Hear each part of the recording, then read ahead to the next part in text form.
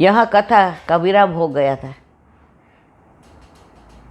By car जाए तो 4 साढ़ा 4 कलाक में तो हम नाथद्वारा पहुँच जाए।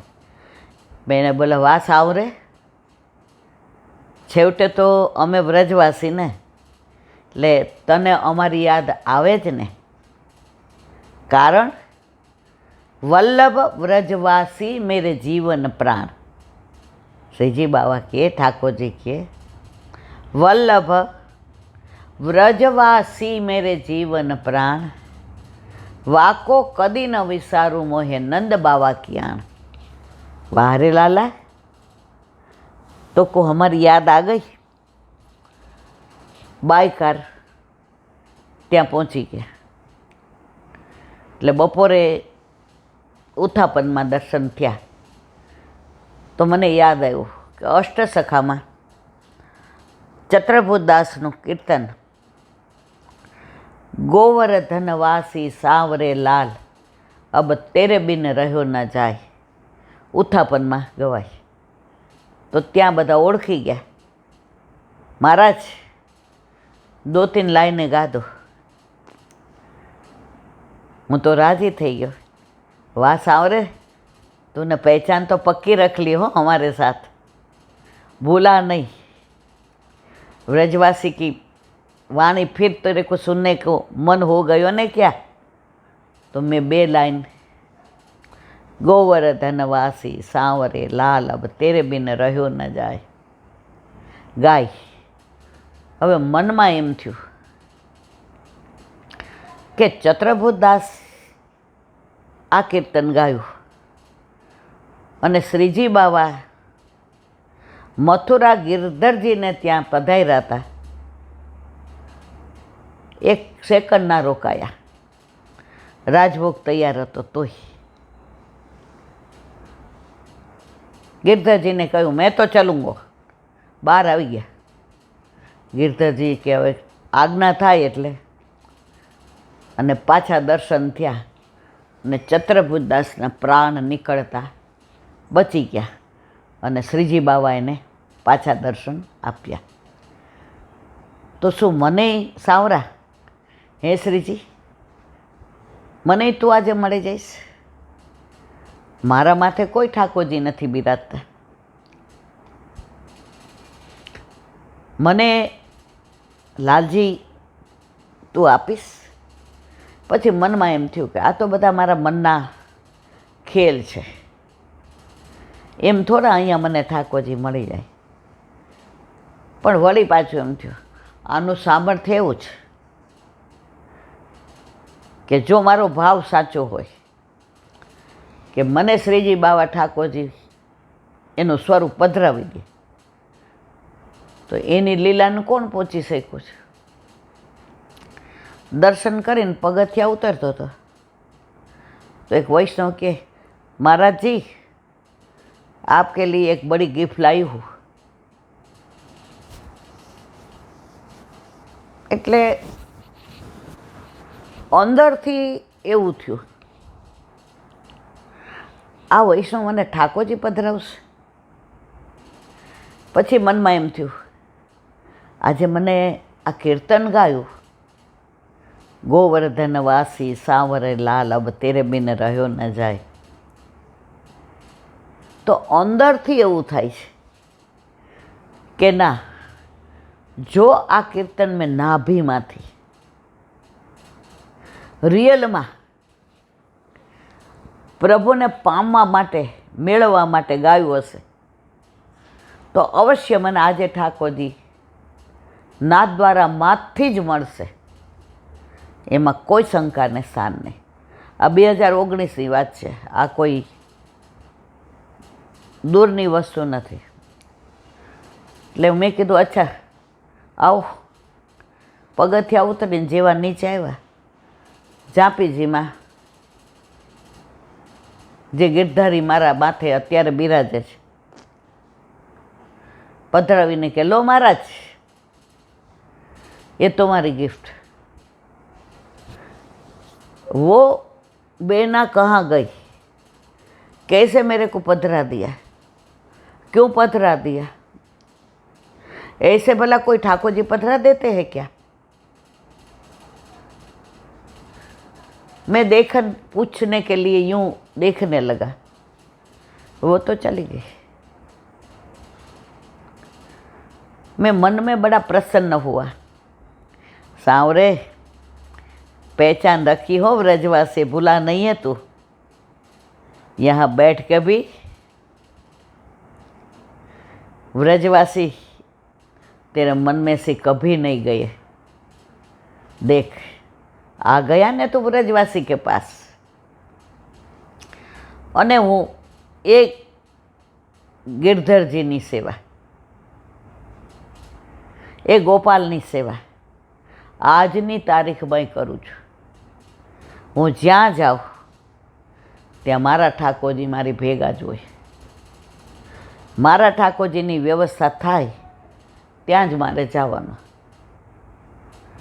હજી સુધી એવું નથી બન્યું કે મારા ઠાકોરજીની વ્યવસ્થા ઓછી હોય અને મારી વધુ હોય. જ્યાં જાઉં ત્યાં મારા ઠાકોરજીની સુંદર વ્યવસ્થા હોય અને સવારે મારા ઠાકોરજીની સેવા પહોંચ્યા વિના હું ક્યાંય જતો નથી. જુઓ મારા વાલા, ઠાકોરજીને પધારવું હોય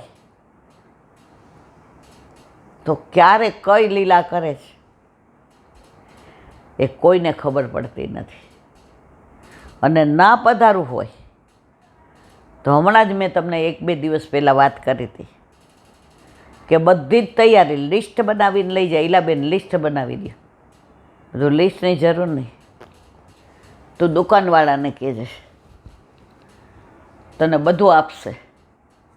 આજ્ઞા લઈ લીધા પછી ના પુષ્ટ કરાવવા જાય, ઠાકોરજી કે હજી એ મને એના ઘરે રાખે, સાચવે એવી એની ભાવના નથી. આજે લૌકિકમાંય આપણે દાખલો આપીએ કે આપણે કોઈના ઘરે જઈએ ને એના વર્તન ઉપરથી ખબર પડી જાય કે એને નથી ગમ્યું.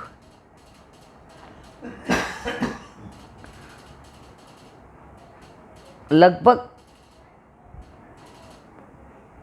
48-50 વર્ષ પહેલાંની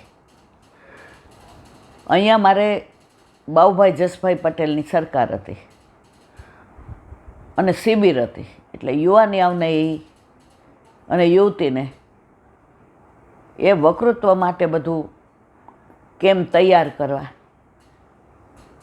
તો દરેક ગામમાંથી, શહેરમાંથી 2-3 જણને બોલાવ્યા હતા.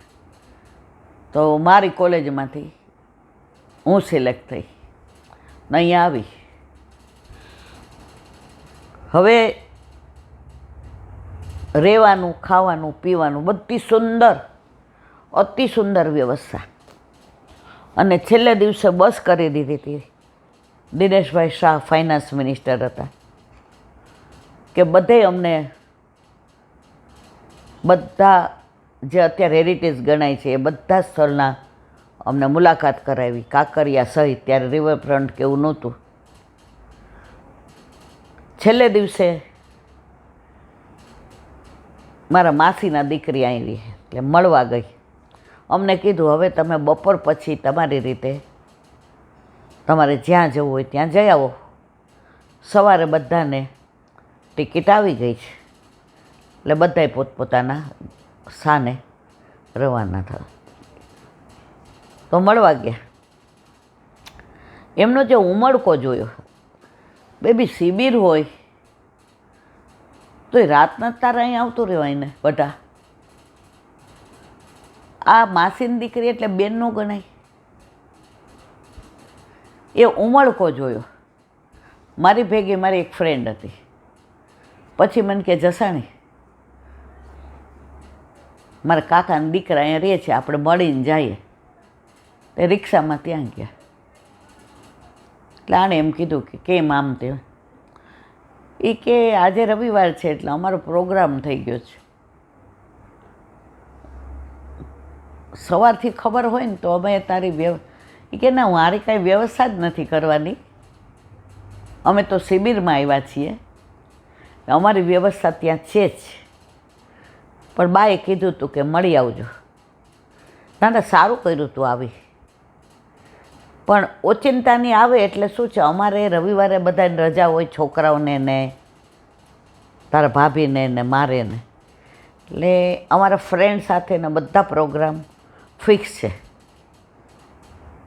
તારે ચા પાણી પીવા હોય તો કરી દઈએ, બાકી અમારે નીકળવું પડશે. એનું નામ રક્ષા હતું. કાપો તો લોહી ન નીકળે. અમે કીધું ના, અમારી રિક્ષા ખોટું બોલ્યા, બહાર ઊભી જ છે, અમે જઈએ છીએ દિલ્હી. મેં કીધું આ તો બધું ચાલે. તો કે તારા માસીને ત્યાં દીકરીને. મેં કીધું દરેકને પોતાનો સ્વભાવ હોય,